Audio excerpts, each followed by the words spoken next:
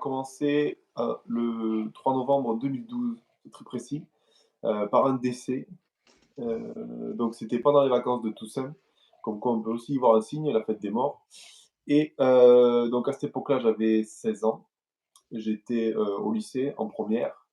Et durant donc du coup la période de deuil, d'enterrement et cetera, donc pendant les 2 vacances de Toussaint, aucun signe aucun signe d'anxiété, aucun signe de stress. C'est au retour à la vie, active, si on peut dire, que tout a commencé. Donc ça, je m'en souviens vraiment comme si c'était hier. Et le premier symptôme, ça a été la déréalisation. Sauf qu'à cette époque-là, je ne savais absolument pas ce que c'était. Donc c'était pendant un contrôle d'histoire géo. Je pense que c'était en arrivant au lycée à 8 heures. Et donc du coup, tout de suite, j'ai senti que quelque chose avait changé, que quelque chose n'allait pas. Et je me suis dirigé directement, à l'infirmerie. Donc après, j'ai un petit peu évacué tout ce qui avait pu se passer. Je suis rentré, chez moi pendant quelques jours. On pensait à ce moment-là que c'était, le contre-coup du décès. Et par contre, quand je suis revenu au lycée après avoir, passé ces quelques jours à la maison, alors là, ça a été, l'explosion, si on peut dire ça comme ça. Donc, tout de suite une, phobie, sociale. Pareil, à l'époque, je savais pas ce que c'était, mais la peur du monde, la peur, des endroits clos, tout de suite la peur qu'il m'arrive quelque chose. Donc du coup, toutes ces peurs se sont mélangées et c'est monté, crescendo. Donc là, on s'est quelques jours après, on s'est dit qu'il fallait que je me fasse aider parce que ça vraiment ça s'aggravait. C'était vraiment à l'opposé de la personne que j'étais avant. Du coup, sans peur, sans enfin comme, un adolescent normal, si on peut dire ça comme ça, sans peur, sans rien. Et là, j'étais vraiment passé, totalement à l'opposé. Et donc du coup, j'ai commencé à voir des psychologues. Hem, J'en ai vu, je pense, en tout pendant le lycée, durant ma période de première terminale, 4-5 différents. OK, juste une question, Corentin. À moins que tu en aies parlé, j'étais en train d'envoyer un message. Tu nous as dit qui est-ce qui était parti? Non, non, mon grand-père maternel, mon Donc grand ton grand-père maternel qui avait une place importante, je suppose, pour toi, si ça t'a fait ce choc-là? oui, oui, déjà, c'était le seul qui me restait et après, après ça, c'est personnel, mais à la suite d'introspection en moi-même avec, différents thérapeutes, on s'est rendu compte qu'il avait une place plus importante pour combler un petit peu tout ce qui se passait, moi, dans ma propre vie, de mon côté. OK, Heu, donc dans ta propre vie, de ce qui se passait déjà avant tes 16 ans, qu'on soit bien d'accord? c'est ça, c'est D'accord. ça. Donc ce qu'on peut dire, c'est qu'à 16 ans, il s'est déclenché ça à travers un choc émotionnel de la disparition de ton grand-père qui avait une place importante, peut-être même de celle d'un père, peut-être manquant ou autre, tout ça on verra peut-être après, c'est toi qui verras. Ou en tout cas peut-être celui avec qui tu te sentais le plus toi-même, le plus à l'aise, voilà, parce que les grands-parents sont des fois un petit peu plus, Ouais, cool avec les enfants parce qu'ils ont plus cette pression de devoir faire bien, ils ont plus cette pression du résultat et c'est de là où s'est déclenché peut-être beaucoup de choses qui étaient déjà en toi, mais qui étaient enfouies et qui étaient endormies. On est d'accord? exactement, exactement. Ouais, ça a été, je l'ai su après, ça a été l'événement déclencheur, mais pas le facteur d'anxiété. Ça a été juste l'événement déclencheur, mais pas le facteur, voilà, de qui a causé mon anxiété. Et donc du coup, j'ai vu des psychologues pendant plusieurs années, des médecins. Hem, Rien ne m'apportait, de guérison. Au contraire, plus les années passaient, plus ça devenait compliqué. J'ai été obligé d'arrêter l'internat dans un premier temps, parce qu'il m'était pour moi trop compliqué d'être loin de ma zone de confort, de ma zone, de sécurité qui était, ma maison, enfin la maison familiale. Hem, à la suite de ça, j'ai même arrêté les activités extrascolaires, donc le foot notamment. Parce que c'est pareil, me retrouver, sur un terrain avec du monde autour, c'était devenu très handicapant. Là, le symptôme de déréalisation était, c'est là où il était le plus important. À l'heure actuelle, je sais toujours pas pourquoi, mais c'est là où il était le plus important. Hem, à la suite, à la fin du bac, donc j'ai eu mon bac tant bien que mal et j'ai arrêté les études à ce moment-là, parce que du coup, il m'était impossible de réenchaîner sur des études supérieures. Je suis resté bloqué d'ailleurs, l'année où je devais reprendre le BTS, je suis resté bloqué devant le portail d'entrée et j'ai fait demi-tour et j'ai dit que pour moi les études c'était terminé. Et donc du coup, j'ai pris une année sabbatique à ce moment-là pour pouvoir, justement, traiter, ce trouble anxieux, toujours avec des psychologues. À ce moment-là, je fonctionnais vraiment avec des psychologues, des psychiatres. Sans on trouvait plusieurs petits points qui pouvaient expliquer, l'anxiété sans réellement mettre le doigt sur, comment la gérer. comment la comprendre, même déjà, tout simplement, qu'est-ce que c'était l'anxiété? Je l'ai su que des années après. J'ai vraiment su que des années après et je crois que c'était quand j'avais 20 ans, donc là, j'arrivais à un stade de saturation, donc ça faisait déjà 4 ans, 3 ans que je faisais de l'anxiété, tous les jours et j'en ai fini par aller voir mon médecin et de lui dire qu'il fallait vraiment qu'il trouve une solution parce que j'en pouvais plus.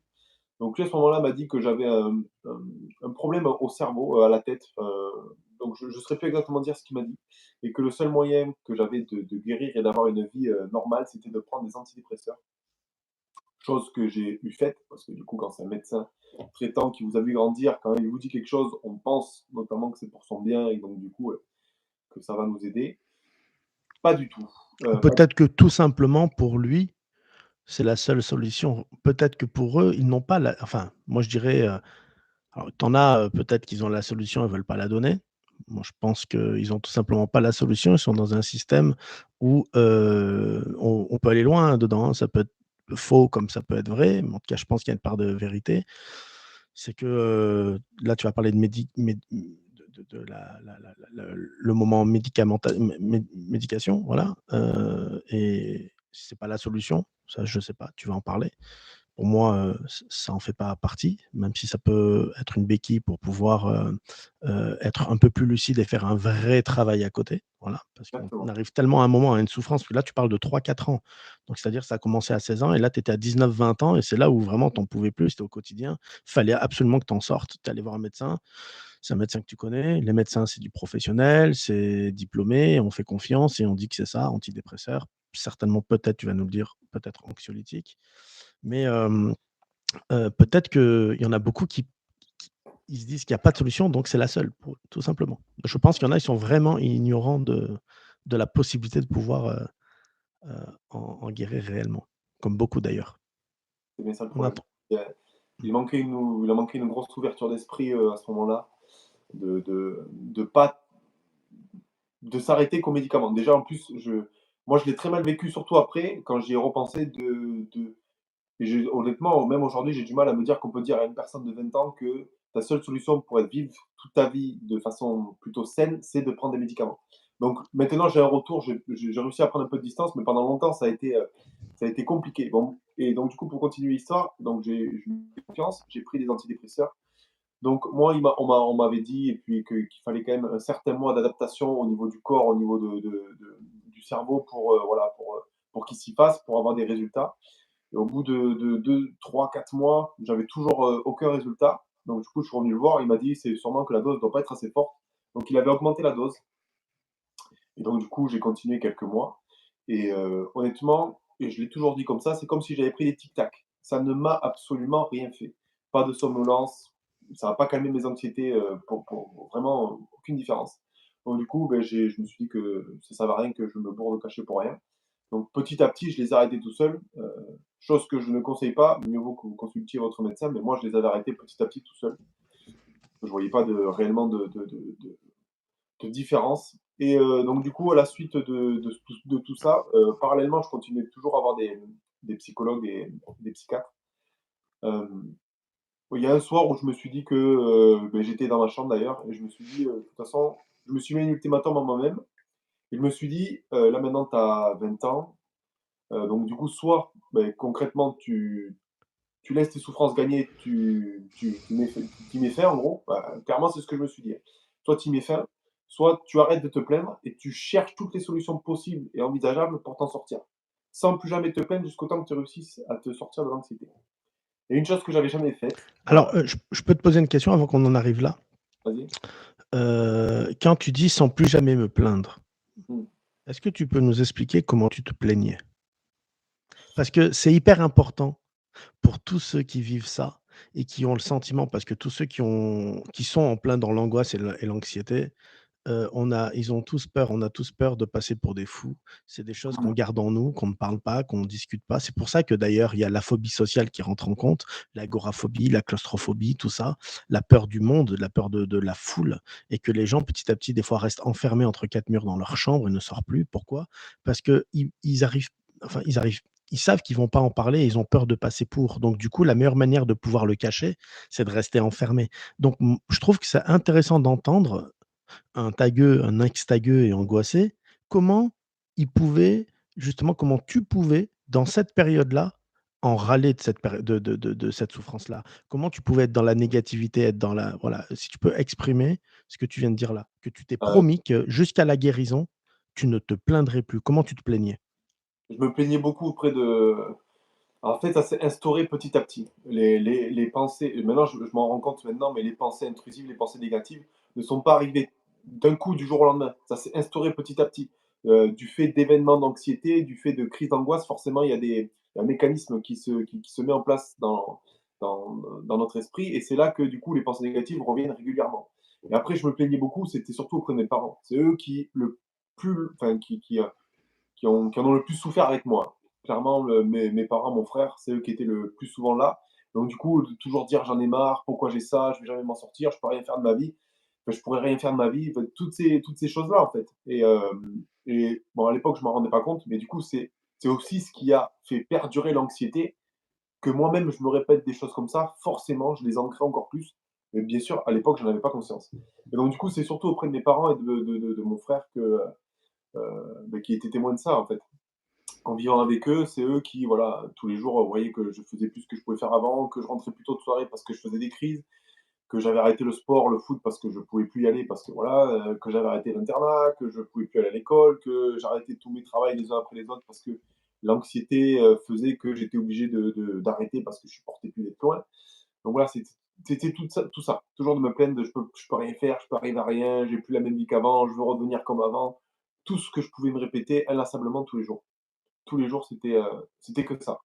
Donc du coup, ce soir-là, je me suis dit: «Beh, en fait», je sais pas comment j'ai eu cette prise de conscience ce soir-là, mais je me suis juste dit: «Soit tu t'arrêtes de te plaindre et puis tu t'en finis, soit C'est t'arrêtes de de la te plaindre». survie, hein. Cette prise de conscience, c'est la survie, c'est où ça où je crève, quoi. Donc du coup, tu t'es dit, voilà. À ce moment-là, c'était clairement ça. Et une chose que j'avais fait et jamais ja une chose, pardon, que j'avais jamais faite jusqu'alors et je sais pas comment j'y ai pas pensé plus tôt, j'ai juste tapé sur internet: «Comment guérir de l'anxiété? Comment sortir de l'anxiété?» Et je suis tombé sur des vidéos, de développement personnel de David Laroche. Donc c'est que du contenu gratuit là, ce dont je parle, c'était sur YouTube et là, ça a été, plus qu'un déclic, ça a été une illumination. Je me suis rendu compte, donc pour la première fois en 3 4 ans, déjà que j'étais pas le seul à avoir vécu ça et surtout qu'on pouvait s'en sortir. Donc je pense que cette nuit-là, j'ai dû poncer, toutes ces vidéos.